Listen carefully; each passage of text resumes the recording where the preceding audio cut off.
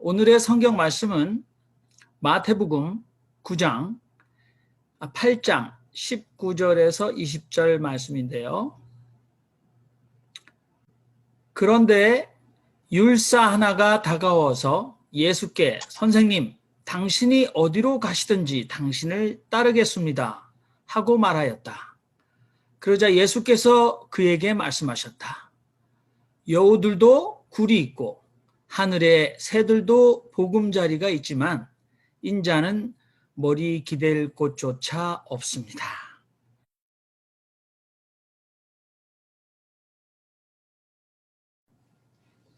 또 한 주간 어떻게 잘 지내셨는지 모르겠습니다. 저는 제가 살고 있는 곳은 아닌데요. 제가 이제 자주 가는 이천에 쿠팡 물류센터가 있는데 거기서 큰 화재가 있었고 그 화재로 인해서 정말 하늘이 시커멓게 보이는 그런 좀 영화 속에서 보는 정말 재난 재해의 한 장면을 지켜봤고요.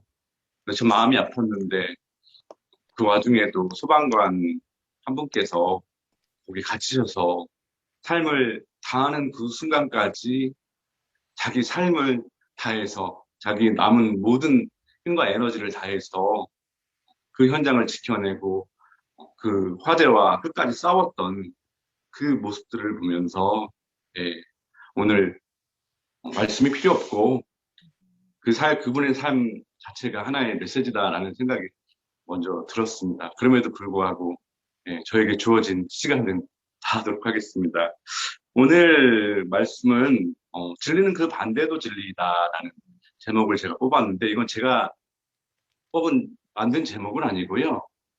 헤르만 헤세 책 중에서 시타르타라는 소설이 있는데 거기서 아마 나왔던 걸로 기억해요. 저도 정확히 그 책에 그런 구절이 있는지 없는지는 모르겠는데 예전에 헤세 책을 가지고 해석한 송기득 교수님이라고 계십니다. 그분이 이제 그 헤세 책을 하나의 경전처럼 생각하고 그 헤세 책을 가지고 헤세 본문으로 설교를 만들어 보겠다라는 그런 활동들을 하셨어요. 그때 뽑은 제목이 진리는 그 반대도 진리다인데요. 오늘 마태복음에서 등장하는 율사와 또 예수님의 아주 짧은 대화 속에서 그 진리를 추구하고 진리를 향하는 그 율사의 모습, 그리고 그 율사의 어떤 각성과 율사의 고백 앞에서 예수께서 보여주셨던 그 반응들을 통해서 진리가 무엇인지, 오늘날 진리가 어떻게 왜곡되고 있는지, 혹은 진리를 뒤집어 보면 어떨까? 혹은 우리는 어떤 방식으로 진리를 추구하고 있고 그걸 진리라고 인식하는가에 대한 물음과 도전이 오늘 말씀의 대부분일 것 같습니다. 율사의 모습을 하고 있는 우리의 신앙, 율사가 예수님께 말했던 어떻게든 예수님을 따라가겠다고 했던 그 모습이 우리 신앙의 현주소와 맞닿아 있습니다. 그런데 예수님께서는 말씀하셨습니다. 여우도 굴이 있고 공중에 나는 새도 집이 있지만 예수께서는 머리 들고 주차 없다라고 했습니다.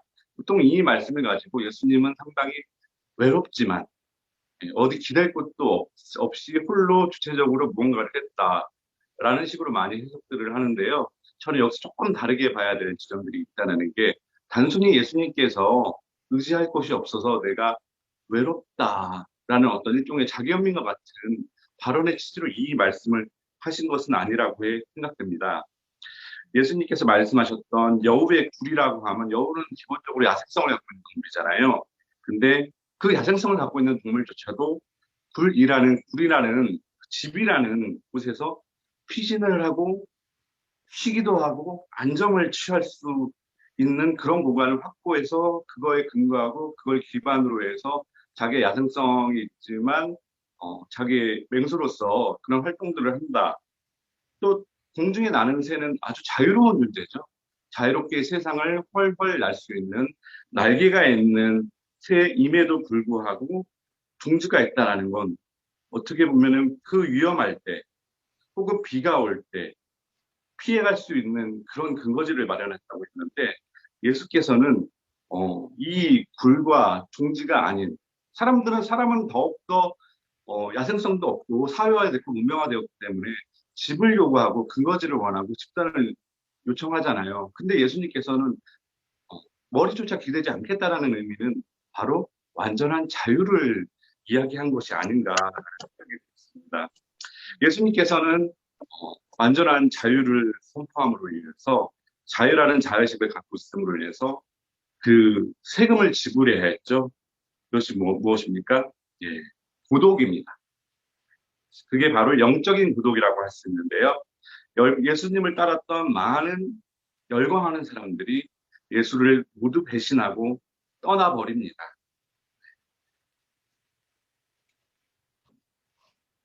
예수께서 예루살렘에 입성하실 때 호산나를 외쳤던 그 많은 사람들은 예수가 십자가를 지고 비참하고 처참하게 돌아가실 때는 모두 떠나버리고 없습니다.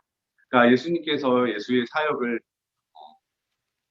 계획하고 그다음에 그걸 진행해 나감에 있어서 바로 이런 것들을 어느 정도 예상을 했고 그럼에도 불구하고 예수께서는 자신의 갈 길을 가고 있는 것입니다.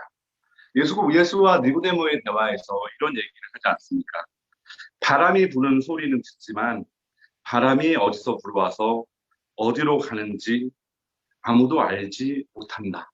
예, 그렇기 때문에 사람들은 예수의 기적, 능력을 봤을 때는 열광했지만 예수가 십자가를 지고 외로운 길을 갈 때는 예수에게 실망하고 혹은 예수와 엮여서 고난과 고초를 당할까 봐 모두 떠나버린 것입니다. 그렇기 때문에 우리는 신앙을 갖고 있다고 하더라도 예수님을 보고 예수가 어떤 존재인지 알기가 어렵습니다. 바로 예수 안에 진리는 드러나 있는 것이 아니라 은폐되어 있기 때문입니다. 또한 우리의 삶을 놓고 본다면 우리는 특정 체제와 문화의 지배를 받고 통제를 받고 있기 때문에 우리의 삶의 반성은 예수의 자유를 이해할 수도 없고 그 자유를 온전히 누릴 수도 없습니다. 그런데 지금까지 우리는 너무도 많은 정답의 예수를 배워왔습니다. 저는 그런 예수의 이해를 뒤집어서 생각해 볼 필요를 느낍니다. 우리에게 예수란 정답으로 주어진 진리이기 때문에 화석과 같이 딱딱하게 굳어지고 고착화되어 있습니다. 그것은 신자의 내면과 조화하여 불꽃을 내지 못하고 있습니다. 그렇다면 그것은 이미 진리가 아닌지도 모르겠습니다. 또한 그 어떤 진리도 우리의 체제 안으로 포섭되거나 편입되는 순간 그것은 하나의 정치체제로서 기능할 뿐이지 우리를 자유롭게 하지 못합니다.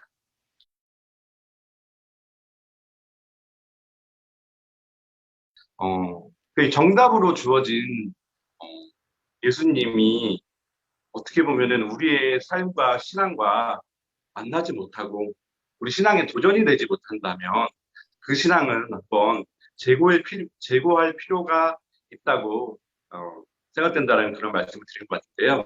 예, 또한 그 어떤 진리도 우리의 체제 안으로 포섭되거나 편입되는 순간 그것은 하나의 정치 체제로서 기능할 뿐이지 우리를 자유롭게 하지 못합니다. 인간의 언어는 단일성을 가지고 있습니다. 그러니까 단일성을 갖고 있다는 것은 하나밖에 표현하지 못한다는 거겠죠. 그리고 또한 시간성 안에 갇혀 있습니다. 가령 하얀 백발의 노인이 우리 앞에 서 계신다면 거의 모든 사람들은 여기 어르신 한 분이 계시다고 말을 할 것입니다. 하지만 그분의 지금 현재 시점을 만으로 평가하는 것이 아니라 그분의 과거와 현재와 미래를 동시에 이야기한다면 여기에 한 아이가 있다. 또 한 청년이 있다. 한 중년이 있다. 한 어르신이 있다. 라는 다양한 반응도 가능할 것입니다. 한 인간에게서 온전한 하나님을 볼 수 있었던 성서 기자는 예수를 그리스도로 고백한 것입니다. 하지만 이런 고백조차 언어의 단일성에 갇혀버리면서 예수가 온전한 인간으로서 처절하고 처참했던 삶들은 축소되고 그저 신이 한 인간의 영역에 오셔서 온전한 인간이 아닌 인간 코스프레의 삶을 산 것으로 예수의 그리스도성은 포도가 되는 경우가 많습니다. 그런 의미에서 본다면 오늘날 우리에게 유통된 그리스도라는 정답은 오늘날 우리에게 우리에게 도전적 의미를 가져다 주지 못합니다.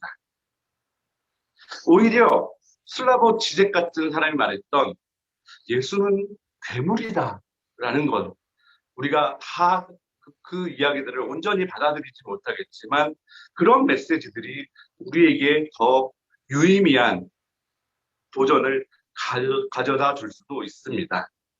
제가 정말 좋아하는 신학자 한 분이 계신데 폴 틸리라는 신학자가 있습니다. 그분께서 얘기했던 우리가 성경을 이해함에 있어서 중요한 기준을 하나를 얘기했는데 그것이 바로 존재하려는 용기라는 개념인데요. 그게 어떤 거냐면 과거에 아무리 유의미하고 아무리 큰 바람을 일으켰고 그랬던 개념이라 할지라도 그것이 새롭게 해석되고 재창조되지 못한다면 그것은 죽어 있는 것이다 라고 이야기했습니다. 그러니까 예수님도 우리가 예수님께서 죽고 부활한 것처럼 우리가 알고 있는 신앙의 개념들 또 신앙의 어떤 자세들도 죽어 있는 상태로 있는 것들이 너무나 많습니다. 그걸 다시 살리는 것, 이것을 폴 틸리는 존재애로의 용기라고 표현했습니다. 우리가 갖고 있던 과거에 유의미했던 것들이 오히려 그렇기 때문에 더욱더 큰 선입견이 되어서 신앙의 방해 요소로 작동되고 우리 신앙의 발목을 잡고 있습니다. 진리는 물과도 같은 것입니다. 흘러가는 물을 손으로 잡으려 해도 잡히지 않습니다. 잠깐 손에 닿았다가 그 물은 다시 흘러가 버릴 뿐입니다. 하지만 흐르는 물에 내 몸을 맡겨보면 어떨까요? 위에서 흐르는 물은 계속 내 자신을 만나게 되고 내가 만났던 그 물은 다시 아랫물이 됩니다. 그리고 내가 접했던 그 물은 이 세상을 덮고 이 세계를 덮고 세상을 치유하는 힘을 가지고 있습니다. 하나님의 계시는 위에서 아래로 내려오는 물과 같습니다. 우리가 그 계시를 온전히 이해하고 온전히 다할 수는 없지만 우리가 알고 있었던 그 모든 사실과 정보들을 상대화하면서 그러니까 우리의 한계, 우리의 언어적인 한계, 시간적인 한계, 체제적인 한계를 고백하면서 그것을 상대화시키면서 진리에 대한 열린 마음으로 우리가 신앙을 가질 때 우리는 더 큰 진리의 바다로 나아갈 수 있지 않을까요? 예, 이상입니다. 사랑의 하나님, 감사합니다. 주님께서 우리에게 주신 진리를 우리가 다 안다고 착각하거나 오만하거나 교만한 태도를 삼가하고 우리가 알 수 없는 하나님을 향한 마음처럼 진리를 향해서 미래를 향해서 우리의 마음을 열고 나갈 수 있도록 주님 우리를 이끌어 주시옵소서. 예수님으로 기도했습니다. 아멘.